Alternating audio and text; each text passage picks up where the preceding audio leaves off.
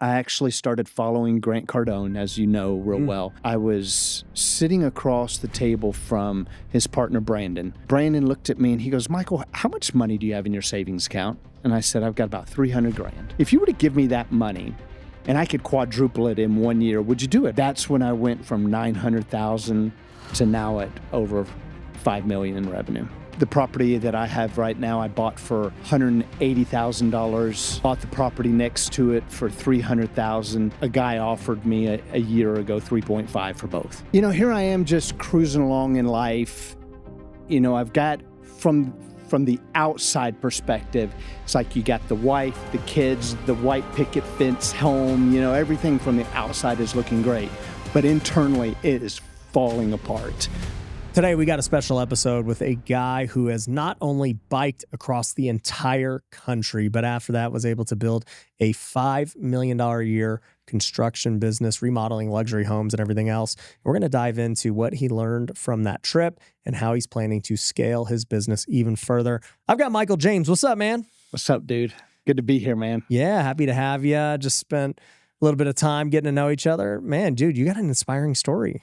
Yeah, well, I appreciate you having me on, man. This is just a great thing you got going on. I'm excited to be here, excited to be a part. Yeah. So, I mean, obviously you're doing the construction and the remodels and stuff like that. I mean, we got a lot of real estate people. And so I want to talk about, you know, luxury construction and what's different about it versus other things. But tell me about this bike ride and this like finding of yourself. Like what happened? Yeah, great question. So, you know, here I am just cruising along in life. You know, I've got from the outside perspective, it's like you got the wife, the kids, the white picket fence home, you know, everything from the outside is looking great. But internally, it is falling apart. My marriage is collapsing. And, you know, we did all the right things. We were churchgoers. We were doing missions work. I mean, we were doing all the right things on the outside. But inside, I was just broken. I was lost, and I didn't know what the steps were to get myself back on track, you know? And the one thing that brought me peace was to get on my bicycle and just go riding. And over the time ended up going through a divorce and trying to figure out how to become a single dad, I kept going back to, you know, I could find peace on my bicycle. And if I can just spend enough time on my bicycle, maybe I could figure out what's going on in this head of mine. And prior to doing that, I had a coach that I had hired. She says, I want you to go up to nationals and race. I want you to see how you do. And I'm an amateur cyclist. I'm just out just because I enjoy the sport. And I go up, I race nationals, and I finish 12th in the nation. And I'm like, I think I'm decent at cycling. Like, nobody just finishes 12th. But on my way home from Madison, Wisconsin, I was like, I'm broken. Like, even with great accolades and great success, it's like, this isn't working.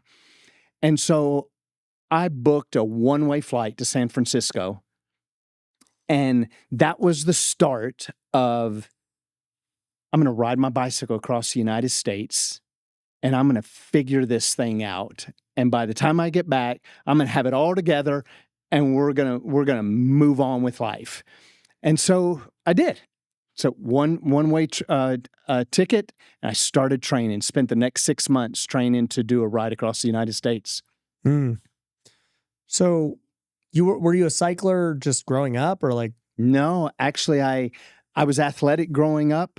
Actually I played tennis in high school and I was just an athletic guy, you know, all around. It didn't matter what sport. But similar to what you said earlier about golfing, you know, if you get plugged into it, you get hungry for it, you're around good people and you want to do more and you want to get better and you don't want to get embarrassed. Right. And that's what cycling was to me. It was Wednesday nights, we would get together and we'd go riding. And the first time I went with this group, I got left, you know, and I had to figure out my way back to the bike shop. And over time, I wanted to get better. But then when I went through my divorce, that was my coping time. That was my therapy time. And I was spending more and more time on my bicycle. I wasn't trying to get good. You just trying to get away. I was getting away from what was going on up here, but I got good. Yeah. What were the thoughts on the bike? Because I've seen so many people do similar things, like when they're going through a really rough time. One of the guys that reminds me, I interviewed Mike Posner. He's a pretty famous musician, and he walked across like America. Yeah. And I was like, bro, like what possessed you to go do that? Like, that's crazy. Yeah. And he had just gone through so many things. And during those walks, he was just, thinking of new songs and ideas and, all this stuff. And it's like, what went through your head during all of that?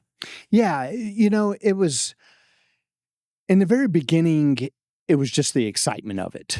It's like, this is cool. All these people are going to think all these cool things about me. And I've got all this, I'm going to become, famous in doing this, blah, blah, blah. But then 3 days into it, you're like, what the heck was I thinking? Mm-hmm. And when I first started it, I'd hired a coach, and she told me, she goes, Michael, you're going to have about 5 times you're going to want to quit. She had done it 5 times, 5 different trips. Going across America. And when she told me that, I was like, I'm not a quitter. Like, you don't know me. Thanks for the advice, but no thanks. Well, she was right. And on day 3, I camped the whole trip, brought a tent, pulled a bicycle trailer, and I'm in my tent. I'm waking up and I'm going, this is the dumbest idea I could ever think of. Like, what was I thinking? But I made a commitment. I made a commitment to myself. And I got up that morning and just got back on the bike and I kept pedaling. And so I made it a rule for myself throughout the whole trip that one day I would listen to nothing but just what was going on in my head. Another day I would listen to music, and another day I would listen to podcast or something. And all of it was self-help or self-motivation or something of that nature.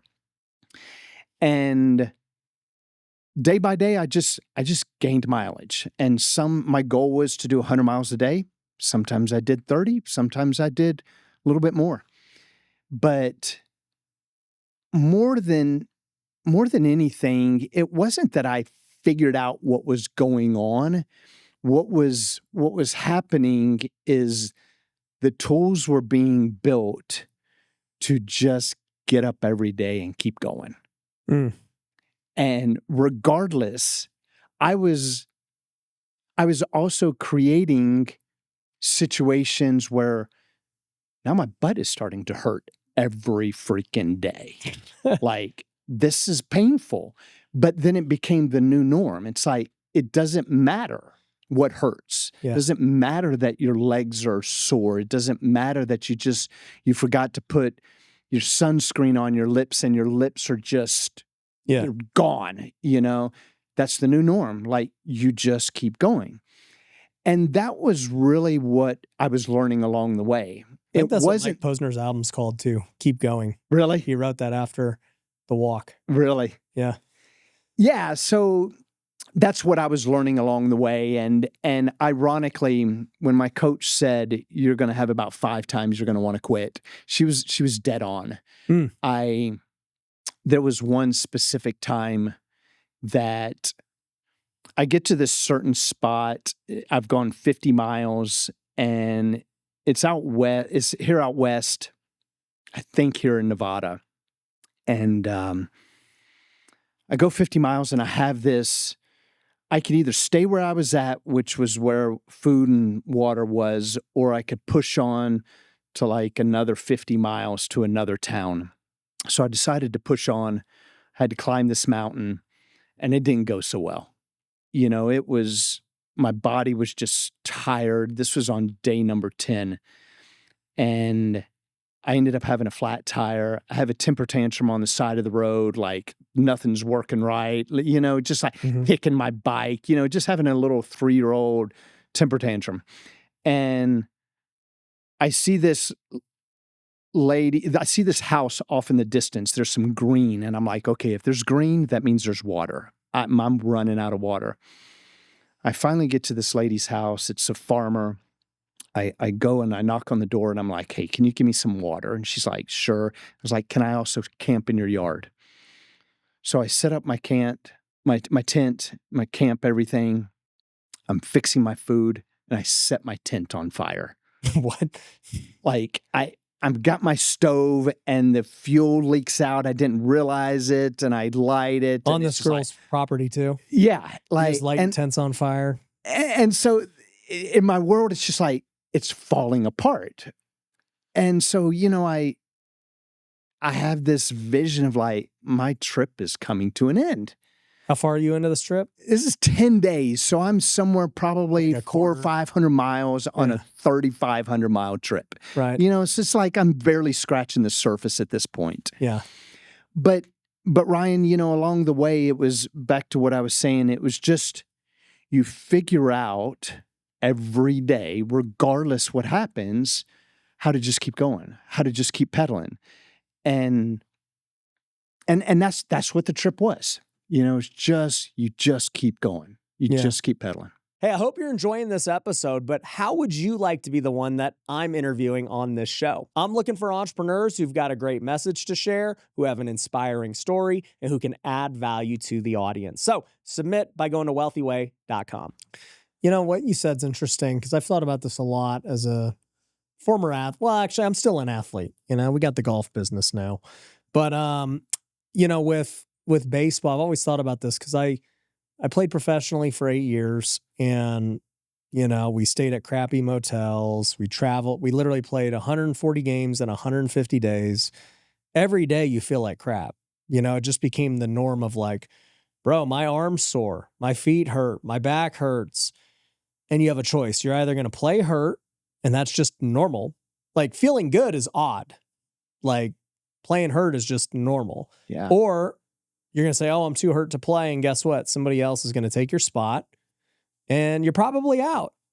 You know, especially if you're like a late round pick like I was, where it's like, hey, you got one chance, dude. And if you don't make the most of it, next man up. And you may not get another chance when you come back. Yeah. And it really made me start to look at life very differently, especially when I got done with baseball and I got into business. I'm like, why is everyone in business so soft? Like I keep hearing all these stories that these guys have been through. I grew up like this. I didn't have money. And I'm like, you should be like way more resilient than you are then. If you really grew up that way. I cannot believe that you're so easily defeated, you know, at any hint of adversity. Right. So I don't know if there's just something different about going through actual physical pain versus like mental pain. Like I just think something physical does something to you where the mental side of things becomes way easier. Yeah, I agree. I mean, in your case, your competition was all the other guys fighting for that spot to be on the big boy leagues. Yep. And that's just on your own team. Yeah, right. We still got to go play another team who also wants to take you out. Right. Every day. There's definitely something there with athletes that, you know, not only are you dealing with the mental side of things, but every day you're dealing with the physicality of things, you know, and that mental fortitude that you have to keep pushing to, regardless how your bodies feel, and act like you've got it together and be the star and be the everything to the coach or whatever. It's like, it's a lot going on. Yeah.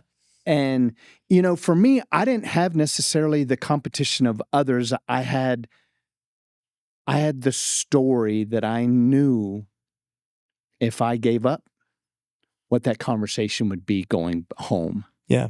Like, how was that bike ride thing you were doing?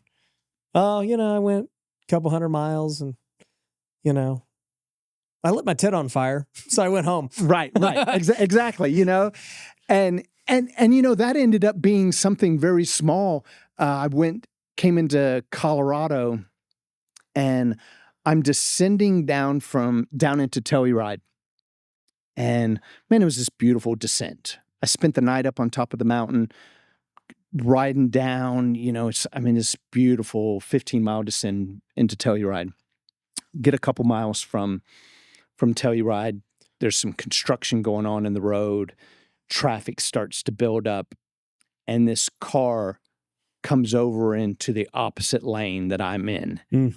And I had two options. I could either get hit by the car, or I went over to the shoulder even more, and there was a bunch of gravel.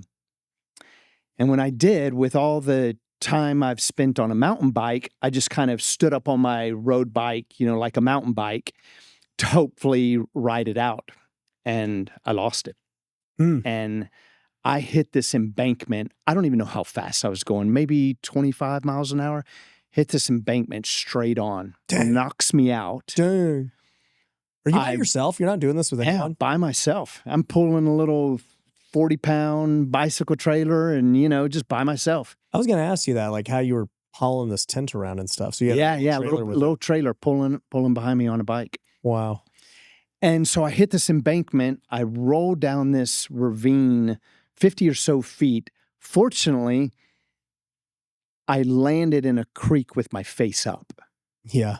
And when I came to, I don't know how long I was out, but I was out long enough that when I did come to, I could see people standing up at the top of the road, about 50 or so feet up, and firefighters were coming down to rescue me. You fell 50 feet? Yeah, and all I remember is hitting the embankment, and I remember waking up and the sensation of water when you don't know why you're there. Like, It's the weirdest feeling, like feeling water on your body. And so these firefighters come down, they help me out, they get me to the top of the road, and all I could think of is, where's my bike? And I got to get back on the road. My bike was all bent up and out, just not in good shape. They want to take me to the hospital, and I'm like, nope. And I've got some bulging ribs out here, I'm like, man, I think I got some broken ribs, but it's like back to your story with baseball. How many times did you get hurt? And you're like, if I go and get checked out, what's going to be the results of that? I may just be quiet. Yeah, exactly. So I was like, if I go get checked out, they're going to tell me they're probably broken, and they're going to discourage me from moving forward. And then what am I going to do at that point? So this firefighter, he's like, listen, I know you don't want to go to the hospital. Let me just take care of you for the day. You come to my house. I'll cook you a steak dinner tonight. Oh, wow. And I was like, steak dinner? You're on. So he did. He took me to the bike shop. We got my bike fixed. Took about 6 hours to fix my bike. I stayed at his house, and I had a conversation with my brother that day, and he goes, Michael, for every day you don't get on the bike, it's going to be that much harder. And I was like, I got to get back on my bike. And so next day, 5 o'clock in the morning, back on the bike, let's do it again. Dang. So you just. What was wrong with your ribs? Did you ever find out? No, I never did. Okay. I never did. They just healed itself over time? Over time, yeah. Were y'all bruised up? Oh, yeah. Like my whole side was just black and blue for the rest, just about the rest of the trip. Right. Yeah, totally. Just peeing blood and just. Yeah. Yeah. I've been there. I remember I took a couple of fastballs to the ribs, and just like my freaking whole side is just black and blue, peeing blood. And I'm like, well, gonna have to just play through it. Yeah, sure. There ain't no choice. Yeah. It makes me think too, like, back to this whole thing of physical pain leads to just even stronger mental fortitude. Because it's like, I think people who deal with mental problems, it's not even a physical problem, right? They're just in their own heads, like making up scenarios in their head, getting anxiety or depression, these different things. And it's like, not to say those things aren't real, but like, whatever. You make up these thoughts in your head. But then like you go through physical pain, you're like, oh my gosh, this is like real. And like, I have to learn how to deal with this mentally. Sure. So then when you get a mental problem, you're like, bro, this is not like that big of a deal. Yeah. So it is like interesting to see. And I've seen so many entrepreneurs now forcing themselves into physical pain to try and like simulate that. It's like the ice bath Yeah. or running a marathon or just like doing something really hard to simulate like doing hard things. You guys know I love the game of golf, and that is why I started M19. It is a golf mastermind for entrepreneurs who are doing over 7 figures in their business and who want to go on bucket list golf trips together. We already have hundreds of members all across the country, and we've been to some of the best courses in the world, places like Pebble Beach, Pinehurst, Bandon Dunes, and many others. The course is the best place to do deals, make great relationships, and have fun. So go to mastermind19.com today. Yeah, sure. I think with both of them together, the mental and the physical side, it's like a double whammy. Yeah. It's just as hard physically as it is mentally. Yeah. And so when you got both of them going, Oh, yeah. and you're the one who's creating the physical pain, Mm-hmm. you know, it's like you have no choice. But I mean, you can either quit or you just keep going. But if you can overcome the two, like there's nothing that can stand in your way. Yeah. So you broke your bike, broke your ribs, lit your tit on fire. This is in like 10 days. Yeah. Yeah, right? Of a 42-day trip. You know, Yeah. things did finally settle down a little bit. I got out of started to get responsible. right. I come out of Colorado and I go into Kansas. Kansas was pretty boring, 5 days of going across Kansas. And I would sit there and play little games with, there was grasshoppers jumping across the road, and I would try not to hit the grasshoppers, you know, and I would dodge the grasshoppers, or I would count how many light poles are in a mile. In the state of Texas, there's 15 light poles to a mile. If you ever wanted to know, Ryan, I mean, just It's good to know. Right. I could have told you Texas or Kansas is boring. But yeah. So it's like corn, sunrise, sunsets. Like, you know, bro, when we were traveling the buses, dude, all across the Midwest, I'm like, gosh, this place is the most boring place on earth. Just like, it's nothing but cornfields and flat earth. Yeah. There's not a mountain in sight. There's nothing. I'm just like, you've got to be a boring person to live here. Well, and you know, I was so ready to be out of Colorado and all the climbing. But then when I was 4 days into Kansas, I'm like, can I go back to Colorado? Yeah. Colorado's beautiful. You cycle through Colorado, you're like, this is amazing. Yeah, absolutely. So, you know, from when I left Colorado to just about the Appalachians. So when I'm getting into North Carolina, you know, it was fairly just get out there and ride every day. You know, it wasn't no drama. But what was happening was every day was just ticking away at my physical, just the being able to just get on the bike. And the pain just kept getting worse every day. The butt was just not feeling good at all. But, you know, something happened on the second to the last day of my trip. And saying all of this, during this whole trip, my dad, who I did not have a relationship with, he was a former Marine. Growing up was like hard. He was abusive, not only to me and my siblings, but to my mom. And so I lost respect for him at a young age. And so I just kind of cut him off. But during this trip, he started reaching out to me. And I think there was just a level of curiosity, like, maybe just like, what is this kid doing? Like, why is he riding his bicycle across the United States? Yeah. But over that time, Ryan, it restored the relationship that we didn't have. Mm. And so on the second to the last day of my trip, my coach said, Michael, I want you to take this day and take it all in. And at first when she said it, I was like, well, why wouldn't you do that on the last day?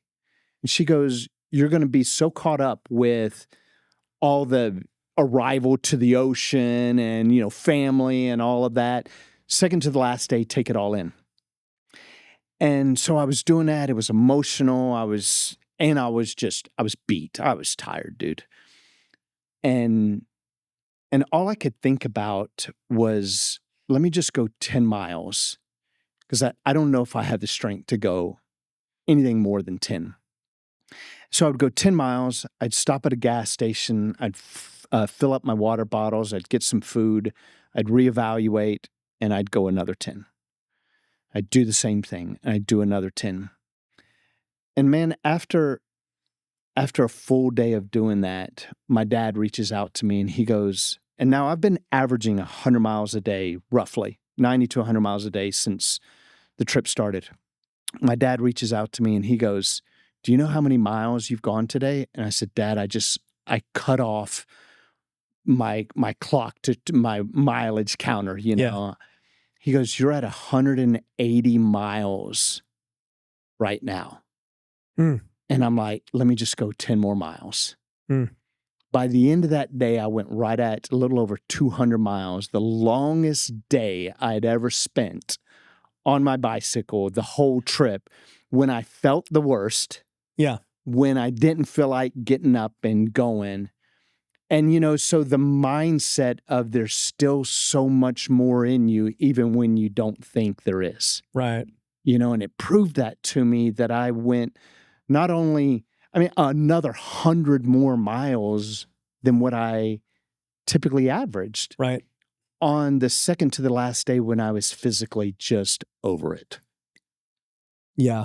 So what was that last day like? Just knowing this is the end of this kind of like journey, and you know, I've learned a lot about myself, and I'm gonna be completing a very difficult, hard task that I may or may not ever do again. Yeah, sure. You know? Well, one, it was when I arrived into my hometown, which is right there on the coast, my dad was the first one to see. And it was just the hug, you know, the coming together of that. He became my hero. He became my biggest fan on the trip. And the people who I thought would have been my biggest fans were not. And the ones who I would have never thought I would have heard from became my biggest fans. And so just knowing that a restoration of my relationship with my dad was worth it all. That was, you know. And then also my kids at the time, they were 9 and 7, you know, so they're ready to see me. I hadn't seen them in 42 days. I was excited to see them. Of course, they're just like, Dad just went out on a bike ride. Yeah, no clue. We haven't seen them in a while. Right, you know. But I think the hardest challenge, you know, once I get to the coast and I dip my bike in the water and, you know, have all the glory and all of that, it was the next day. It's like, now what? Exactly. Like, what do you do now? Like, your whole identity has been get up and ride your bicycle over the last 42 days. Now what? You know, that next morning I go out and I ride like 30 something miles. But that was. Wait, you just rode for fun at that point? At that point was just like, okay, let me just go. How long does it take to ride 30 miles? About 2 hours. Okay. About 2 hours. Yeah. It may have taken me a little bit long because my butt was probably still pretty sore.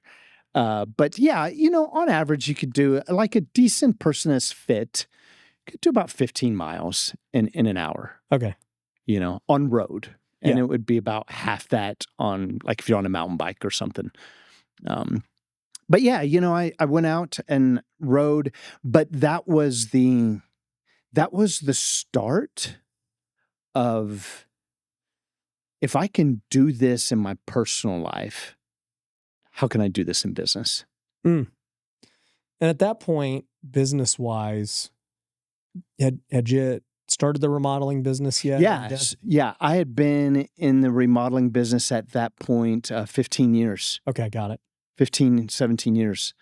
And so well established in the industry, but what I didn't know in business was I thought hard work and grind would make you millions and millions and millions.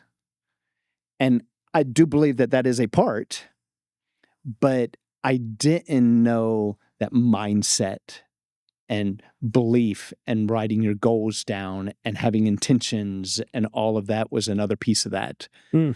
And that was the start of planning out how can I scale a company? How can I grow a company? I just thought growth would come if I just wanted it. Right. And I was a hard worker. Yep.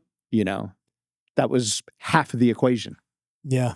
In today's real estate market, it is really difficult to find cash flow, and I don't see that changing anytime soon. For this reason, I'm a huge fan of wholesaling real estate right now specifically. It's the strategy that I'm using in my real estate investing business, and it's what all of our students at Wealthy Investor are doing as well. And we give you everything that you need to start your wholesaling business and have the same exact system that I have. You get the motivated seller leads, the same softwares, the same systems, processes, and one-on-one coaching and support. We'll show you step by step how you can get started today and get your first deal in 30 days or less. So go to wealthyinvestor.com today. Maybe not even half. I had recently just had a podcast guest on that was talking about John Morgan he's the biggest lawyer in the world from Morgan and Morgan. Yeah. And he goes, the two reasons businesses fail is number one, the wrong strategy. You could just work as hard as you want, but if you have the wrong strategy, it doesn't matter. And he goes, two is lack of capital. And he goes, at the end of the day, and that kind of ties hand in hand with strategy. It's like, oh, well, we only have this much money. Well, you're going to be limited on the strategy that you can take. Oh, we, are following this strategy, but we needed longer runway to go make it work out. Yeah. Right. And I thought about that and I was like, yeah, that makes sense. It's like most people are either doing the wrong thing or they don't have enough time to see it through. Sure. I was like, that makes a lot of sense. Yeah. And that's what it was for me when it started coming together. I started surrounding myself with people who are one or two chapters ahead of me right. in business. And I started learning, I started growing. And when I made a commitment, I actually started following Grant Cardone, as you know, real well. And I was sitting across the table from his partner, Brandon. Yep. And Brandon looked at me and he goes, Michael, how much money do you have in your savings account? And I said, I've got about $300,000. And he goes, if you were to give me that money and I could quadruple it in 1 year, would you do it? I'm like, absolutely. He goes, so do it. And I was like a true sales guy, Brandon. Right. But right then, Ryan, mentally was like as if I was at the poker table and I just pushed all the chips in. I'm like, I'm doing it. Wow. That's when I went from 900,000 to now at over 5 million in revenue. And it started from sitting at the table with Brandon. And I believed the story in the beginning. I believed the story that he believed about me. Until I was able to believe the story about me, and year over year, we've just kept growing. We just kept growing, even in years that we've had not so good remodel jobs or didn't go well. We've still had growth. Yeah. I've had Brandon and Grant have both sat there in that seat. We've talked about different things. And it is interesting, right? Because you'll only achieve what you personally believe is possible. Yeah. You'll always cap yourself out. And so, just getting around guys like them, even every time Grant comes in, I mean, we've done, I don't even know how many podcasts at this point, at least one a year we do. And he'll just say something to me that I'm interviewing him and then I'll walk back. I'm like, guys, why are we not doing XYZ? Sure. What do we got to do to go do that? Yeah. I remember even the first time I went over to their office in Miami, I saw the big workshop space and I was like, why don't we have a workshop space? We throw so many events. Yeah.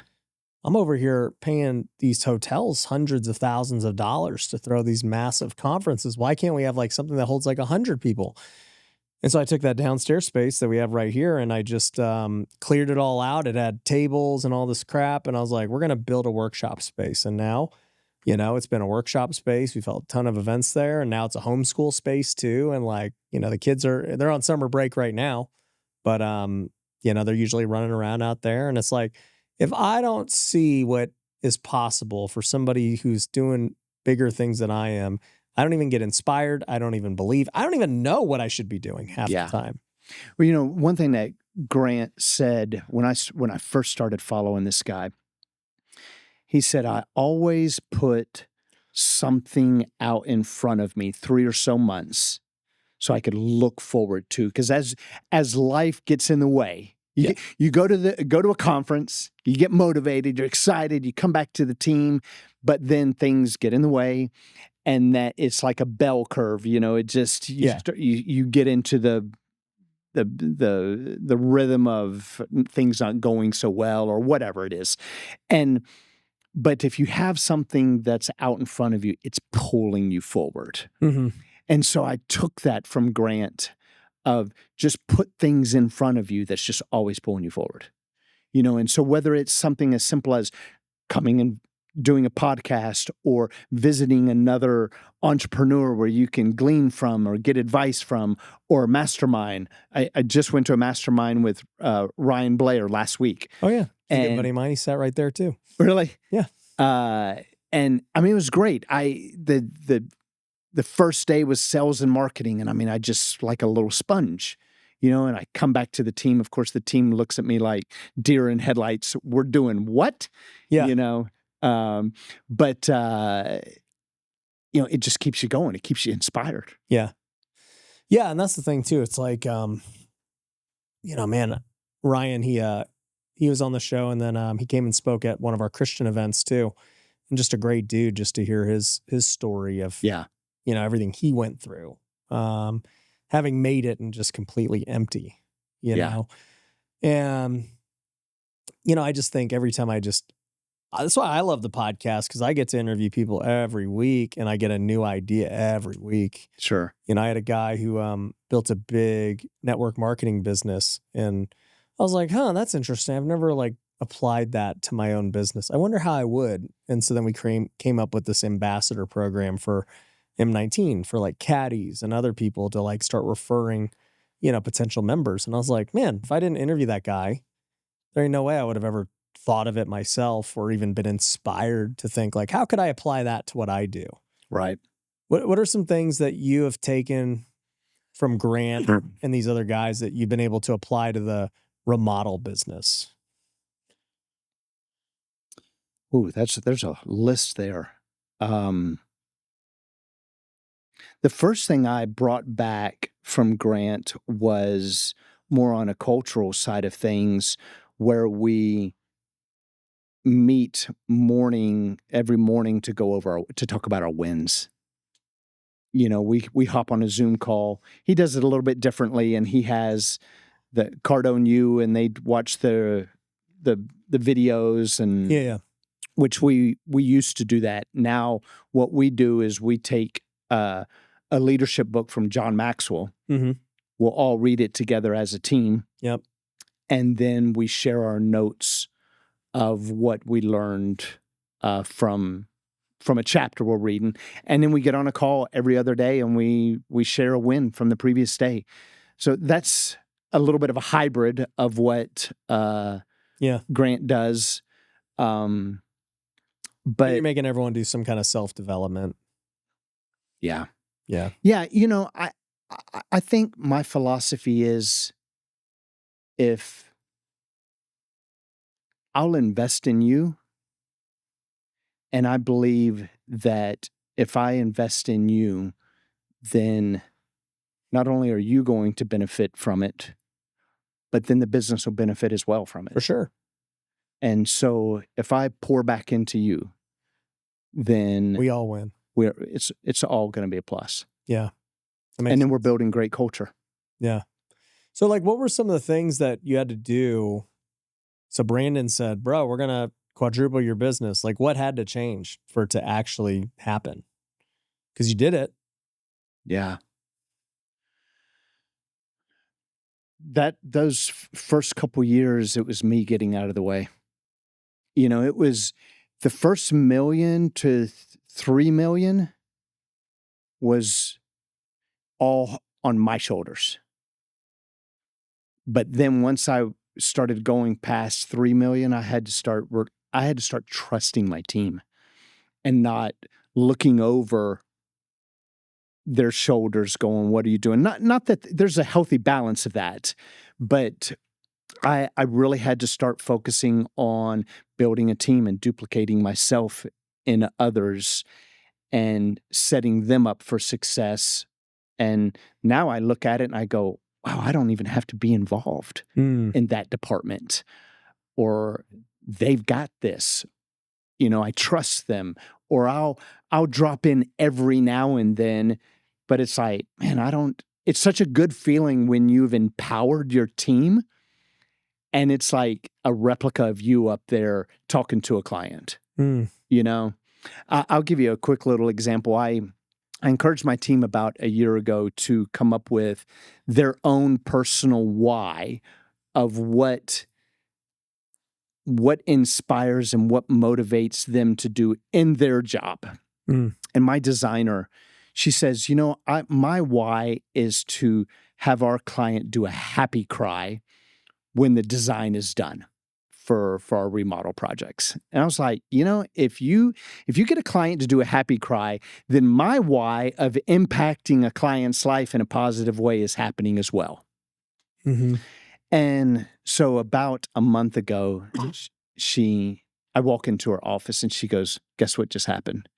She's like, the client just did a happy cry. And it was so inspiring to me to go, one, she's fulfilled because she just, her why was for have that emotional connection with a client. And for me, my why is to impact clients, impact people in a positive way. And so now we're both getting fulfilled, and to see that happen in a team, it's a humbling experience, but it's really cool to see it happen. Right. Are you still biking? Not, no, I'm not. The honest answer to that is no.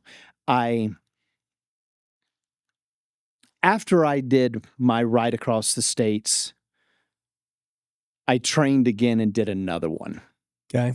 And this next one I did as a race, and I went from Canada to Mexico. How long did that take? That was on mountain bike on the Continental Divide, and that took 23 days. Okay. So that was like, I'm here to race, Does everyone take like sleep breaks, or it's just whoever gets there? Whoever gets there as fast as it's a non-supported race. So there's no rules. Well, there's rules, but it's up to you to honor the rules. There's no officials or anything like that to be monitoring. So it's just an honesty thing. But I did that. And then that was in 2018, end of 2018. And then I was like, you know what? I'm going to do another race across Florida. And this race was 300 and something miles from the East Coast to the West Coast. And I wanted to do it without stopping, without sleeping. Wow. 36 hours into this race, no sleep, no nothing. I'm 20 miles from the finish line. I'm sitting 10th place. And I'm like, this is dumb. I was hallucinating a little bit. I called up a friend and I was like, come and get me. Dang, that close. And she comes and gets me. I get a hotel. I sleep about 6 hours. And after I get up, I'm like, this is dumb. Get back out there and finish the race. I go back out. I finish the race. I finished 20th place. And I called it quits. Wow. And that was it. And I haven't been on the bike since, other than just like noodling around, just real basic. But talking about my story over the last several months and starting the podcast and sharing my story has really got me inspired. You're like, I might get back out again. To do it again. And what I'd really like to do is I'd like to do the trip again, and all of those spots that I had great moments, like create a Netflix video on it or something like that. Mm. Create a TV show on it. That's You could do like a biking podcast. yeah. Yeah, Yeah. I might be harder with biking, but like like we do it for my golf channel. Like, Right. Go play a round of golf. I'm talking to the guy in the cart, and it's cool. I mean, now, granted, you probably can't interview anyone, but you can definitely do your thoughts. Sure. Go throw some meta glasses on. Right. Just have at it. Yeah. You'll be limited to how well you can talk on a climb or on a descent. Right. On the climb, it's like you're out of breath. Yeah. You don't want to talk to anybody. Yeah, you only do it in the very beginning of the ride. Right. Sure. When it's not just huffing and puffing. Yeah, totally. So you just were like, hey, I've accomplished everything I want to accomplish, and you kind of just were like, it's good. I'm at peace. Yeah, I really wanted at that point, I wanted to take all of that success in cycling and wanted to put it into the company. Right. Yeah, that's the hard part now. It's like, how would you even have time to? Yeah, right. You're trying to grow some. And you're right. To race at that level and to train at that level, I would take off when I was training to go across the states. I would end work at noon on a Friday, go get on my bicycle and not come home until Sunday. Mm. And then I would also go and ride 2 hours every day throughout the week after work. So it was just a lot to do. You did it in baseball. I've thought about it. I was like thinking one day, somebody's like, dude, you should go try to like do the Savannah Bananas and like those other things. And I was like, dude, that would be like, these guys tour like full time. Like, yeah, right. I get the content side of it. And I definitely I could play. Yeah. But I'm like, bro, I don't got time for that. It's a lot. So I made a mental shift to, if I could create that success in cycling, I could create that success in business. And I wanted to create a legacy. I wanted to make a difference. And that's really when the mindset shift happened in business, where now I can do it for others. Right. It's not going to be just about me. Right. I can do this for others. I can build a team and eventually one day have, whether it's sell the company or raise up leaders within the company to be able to take the company over, do something that's bigger than me. And so that's what we've been doing. Now I've got 5 family members that work for me.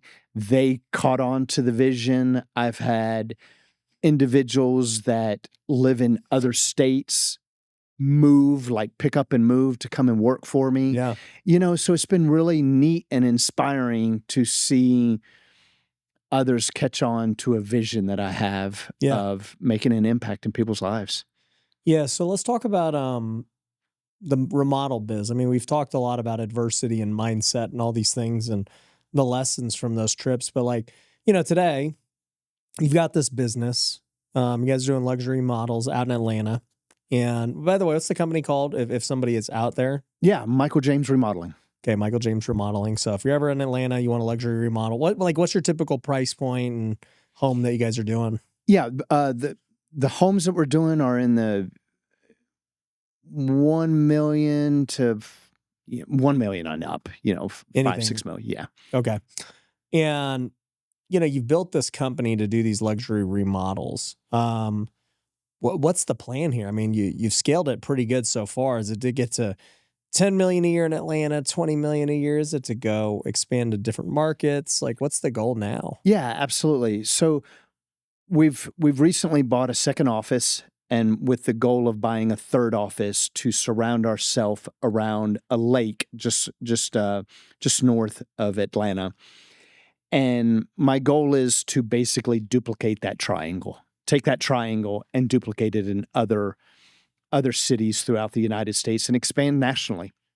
And so that's been the focus, as well as acquiring businesses along the way where we can eventually service our clients in the electrical industry, in the heating and air industry, in the plumbing industry, and acquire companies to facilitate everything that pertains to not only remodeling, but now your home. Got it. So from that standpoint, how are you going to do it? How do you think it's going to become a reality? That's a great question. I'm actually, this is my belief. I believe that it takes too long to start a new company when you can go and buy in this industry. I can go and buy a heat and air company. Yeah. $5 million to a guy who's, in his 60s, who's ready, or 70s, who's ready to retire. He's a baby boomer. He wants out. Yeah. Do a little owner financing with the guy and buy a $5 million company, add it to our entity, scale it, and do that with electrical, do that with plumbing, do that with heating and air. Yeah. And that's an easy way to just add on to the revenue side of things, and then partner with people. Yeah. That's the plan. Yeah, I've had a lot of guys on recently that are buying up just these different home service companies, whether it's roofing, HVAC, plumbing. To me, I mean, it makes sense. Starting from zero is hard. I wouldn't want to do it again. Right. No way. I keep starting everything I do from zero, and I'm like, every time I do it, I'm like, why do I keep doing this? Yeah. But yeah, like a service company, it's just like, bro, we already got all the techs. We got a brand name locally. We got Google reviews. We got, customers who already know us, like us, trust us. Like, and then you got these business owners who are totally down to finance it. And it's like, Right. I don't know. It seems, I don't want to say easy because I haven't done it, but it seems like a pretty simple path. Yeah. And I really believe that the service industry is heading in the direction of being a multi-million dollar, billion-dollar industry and creating very, very wealthy owners. Right. It's heading in that direction. The system is getting cleaned out, but right now we've got this gap of you've got these owners that were the trade. Like they did all the work. They did all the work. They were the carpenters. They were the electricians. And so we've got this gap that we just don't have those individuals. And so it's going to start driving prices up. And then it's going to cause a hunger for younger individuals to go, wow, a plumber can be a millionaire? Yeah. I think I'm going to be a plumber. Yeah. I mean, look at what they're saying with electricians and these data centers and AI. It's like they can't build fast enough. There's not enough electricians. Right. I look at that and I'm like, bro, if I'm a young kid right now, even in my 20s, not even like somebody just out of high school or whatever. If I'm in my 20s and I can't figure out how to make money, I'm learning to be an electrician. Yeah. Especially if I got hands and, I'm like, maybe not the smartest. I'm like, oh, I can't compete. I'm not a sales guy. I'm not a coder. I'm not this. Like, bro, go deal with plugs and lines. Like, sure. Right. You'll make good money, dude.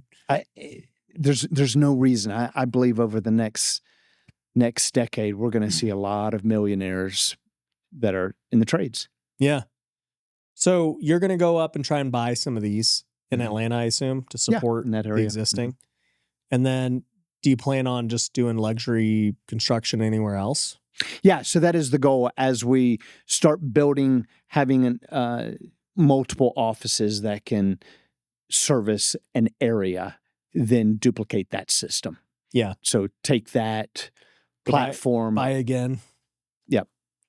And, there's also, you're in real estate. Everywhere I go and buy an office, I'm looking at the property. Like the property that I have right now, I bought for $180,000. Bought the property next to it for $300,000. A guy offered me a year ago 3.5 for both. Wow. It's like, so now I'm looking at going, not only is this creating offices, but the real estate is super beneficial as well. Mm-hmm. So bought another property for $1 million. It's already valued at 1.5. Yep. You know, so it's not just. You're a real estate guy. Yeah. Were you a real estate? Have you ever flipped houses yourself or anything? I have. Yeah. I've flipped quite a bit of homes, and then also I've got some rental properties as well. Not near the amount that you have, and I've got some commercial rental properties as well. I've got one Airbnb that's done really success. I've had some good success out of it as well. Mm. Why not like double down on flipping houses? Like you're already really good at construction. I've seen this happen with a lot of my GCs where they're like, bro, I want to be the investor now. Yeah. And so they'll start raising some money and flipping some houses, especially the luxury contractors. Like, is there a reason you don't want to do that more?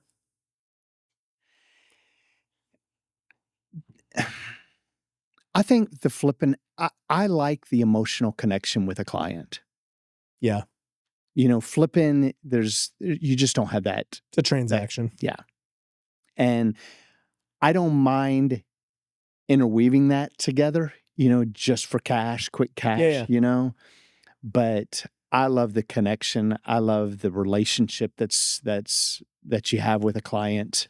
And in my case, you know, we're with a client 3 months to a year, depending on the size of the project.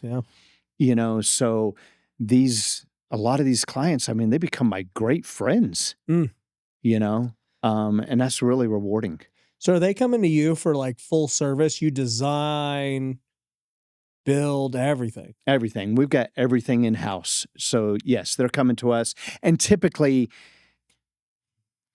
a lot of them have done it on their own, and they just don't want to be that GC. They don't want to be the do-it-yourselfer and try to manage. Everybody's busy. Right. They want somebody that they can have one person that's responsible for everything. Right. So we'll come in with the design, put the designs together, the drawings, the renderings, everything on the front end, have it all picked out. I give you a fixed price to do the project. It doesn't change. I go in and if I tell you it's $100,000, it doesn't change. We remodel your house, and you don't have any change orders, dude? Oh man. We do all of that on the front end. You know, so during design, it's the number one problem with contractors. You know, our average change order is 1%. That's crazy. But I do it all on the front end. So during design, we're figuring like, oh, you want that change? Okay, here's what it is. So by the time we go to construction, decisions are made. Yeah. You know, you'll have the one-offs where a client will be like, you know what, money's no object. And we just... Well, they're the change order. Yeah, right, exactly. But most of the time, I used to do it that way, and we averaged 15 to 17% of change orders after contract. And it just caused too much frustration, even if it wasn't driven by me. Yeah, no. Like, you came to me and said, I want to change out my tub. Yeah. I'm fine with the tub. Yeah. You know? But then it's my fault that the price just went up, whatever. Yeah, you changed the tub. It's not what we agreed on. Right. Yeah. So doing all that on the front end, 1%. Yeah. But it's never my fault as the client, you know? Right. Of course. So what do you think the average remodel job is? Our average remodel job in our area is about $250,000. Yeah. That makes sense. Yeah. What's the biggest job you've ever done? Biggest 1.2. And then we've got one that is in design right now. It hasn't signed to go into contract yet, but it's 1.7. Wow. Is there additions or like? Yeah, additions. We're also dabbling into new builds as well. I was going to ask if you're doing development or anything. Yeah, we're starting to do that as well. I met with a guy this week, and he goes, "My budget's $1 million." I'm like, okay, I can work with that.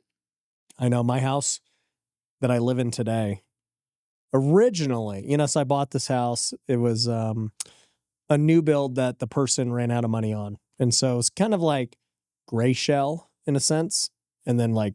It was on half an acre with no landscape or pool or anything. So I knew it was going to be expensive. I'm like, man, if we could do this like at like $700K, we'll be good. It wasn't $700K. It was like, It was like 1.2 million. I was going to say it's probably double. Yeah, it was that. And yeah, my optimism as a flipper did not get met with my needs as a homeowner. Yeah, sure. Yeah. And also involving my wife. When it's yours, it's a whole different ballgame. I know. I'm like, these are not the flooring that I would pick. This is like quadruple the cost of what we would normally do. Well, and being a luxury remodeling contractor, I see all the bells and whistles. Oh yeah. And so when it comes to my house, I can't tell you how many times I go into my master bathroom and I go, I hate this color.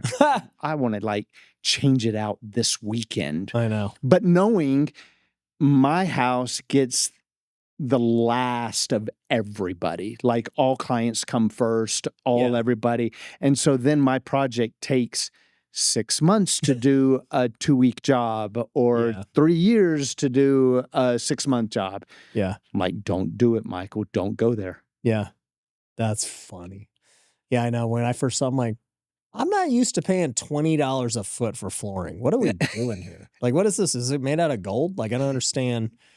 Well, you pick this hardwood, and then it's like this hardwood has to be like the labor on this is way more expensive. I'm like, dude, throw some freaking LVT on. Yeah, Let's for $3 a foot. Yeah. Right. Like, what are we doing? Oh, well, we're going to live here a long time. And I'm like, oh, boy. All right, here we go. Yeah.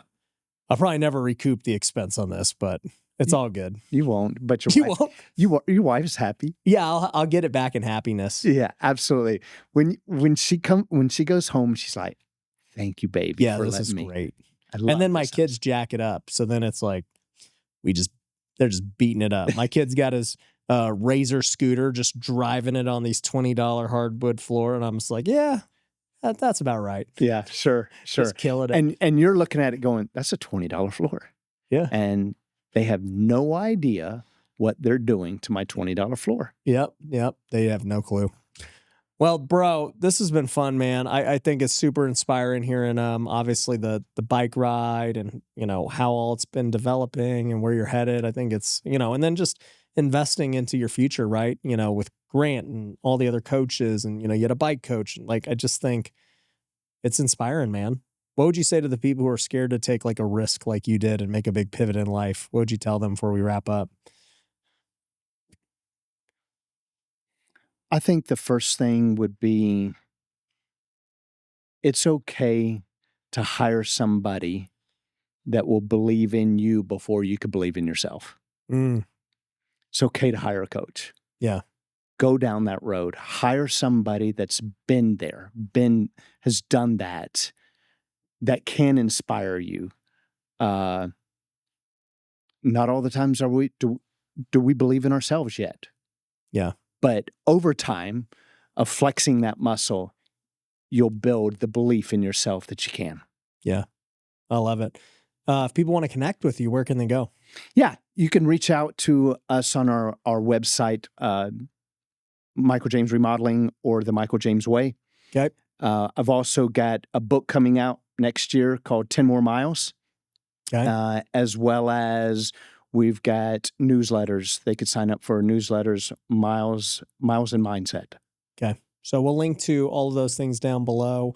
You got the new podcast, The Michael James Way. So absolutely. As well as all the social media handles, the Instagram, Michael James Way, Michael James Remodeling, all of that. Yep. So we'll link to all those down below. If you want to, if you need help in Atlanta for a luxury remodel, they got you. And if you want to just follow Michael on his journey, they're doing all the podcasts, the events, and everything else. So go check that out.